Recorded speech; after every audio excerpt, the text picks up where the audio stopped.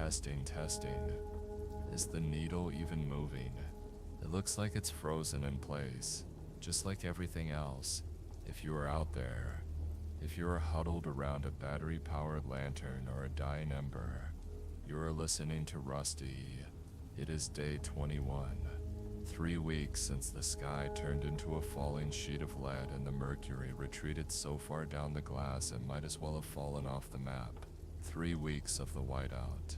I am broadcasting from the second floor of the station, and for the first time in my life I can look out the window and be at eye level with the streetlights.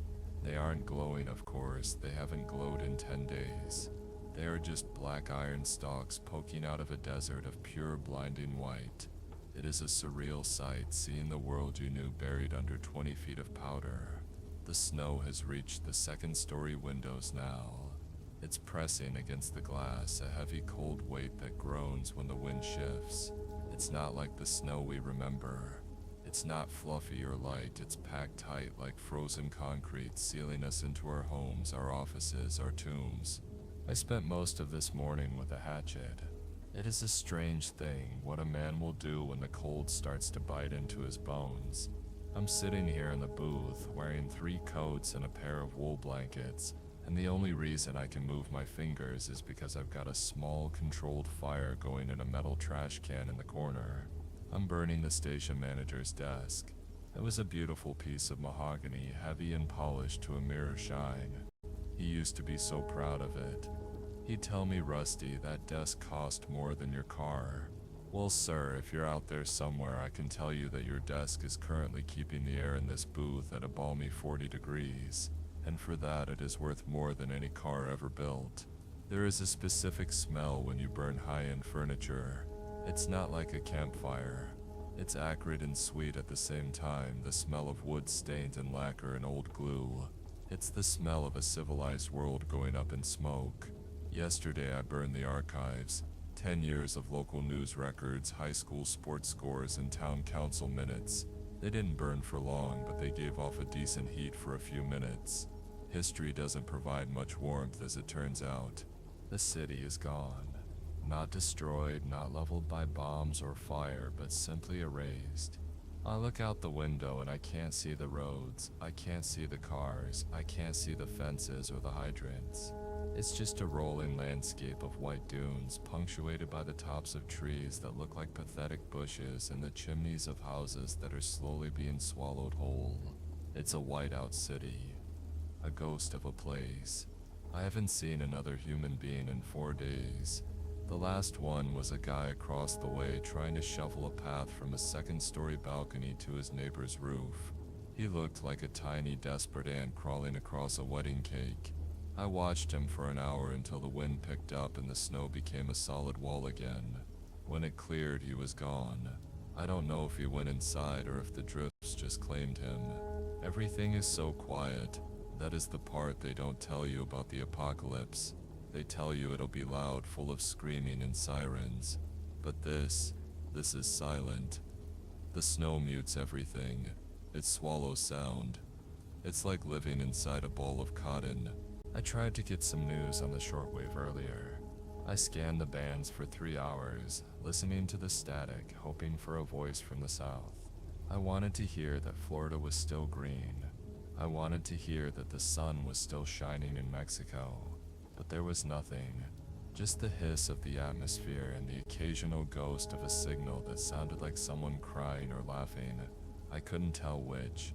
So, I'll give you the news instead. Here's the news from Rusty's desk. The official report from the whiteout. Today's top story: the sun has officially retired. It hasn't been seen in 72 hours, and we suspect it has moved to a better neighborhood. In international news, the Great Frost is currently winning its war against everything that breathes. The casualties include the rhododendrons in the lobby, my sense of humor, and the concept of Tuesday. We aren't sure if it's Tuesday anymore. It could be Saturday.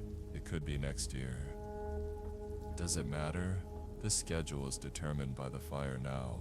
You eat when you have something to thaw, and you sleep when the shivering makes you too tired to stay awake.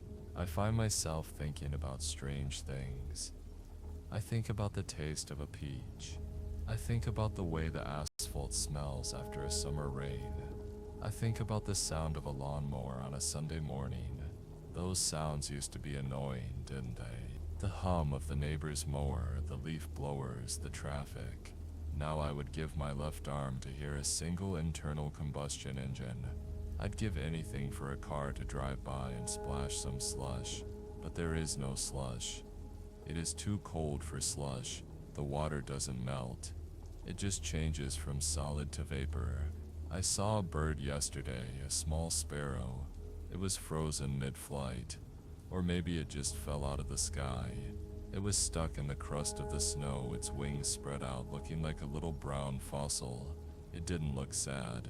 It just looked finished. We are all getting to that point, aren't we? Finished. The white fever is what I'm calling it. That feeling you get when you've been staring at the frost on the inside of the glass for too long. You start to see shapes in it. You start to think that maybe if you just walked out there, if you just laid down in the drifts, it wouldn't be so bad. They say freezing to death is like falling asleep. A warm, heavy sleep. It's a tempting thought when you're staring at the last leg of a mahogany chair and wondering if it'll last you until morning. But don't do it. If you can hear me, stay inside. Keep the fire going. Burn the books, burn the clothes you don't need.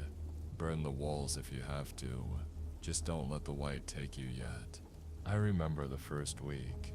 We were all so optimistic. We thought the plows would come. We thought the National Guard would be dropping supplies from Chinooks. We sat around our battery-powered radios and waited for the emergency broadcast system to tell us where the shelters were. And they did for a while. They told us to stay calm. They told us help was on the way. But then the voices on the radio started to change. They got thinner, more tired. The instructions became less about rescue and more about survival. And then the silence. That's when you know the world has truly changed. When the people whose job it is to talk have nothing left to say. I'm lucky, I guess. I've got the transmitter and I've got the generator, though the fuel's almost gone. I've got enough furniture to keep me warm for maybe another 4 days. After that, I'll start on the floorboards. This station has a lot of wood in it. I could probably stay alive in this booth for a month if I'm smart about it. But then what? What happens when the city is completely under? What happens when the snow climbs over the roof line and the weight of it all just presses down until the rafters snap? I try not to think about that. I try to think about the mahogany. It really is a beautiful fire. The flames are blue and orange dancing around the carvings on the desk legs. It's the most beautiful thing I've seen in 3 weeks. If there's anyone out there in the high rises, you're the lucky ones. You've got the height.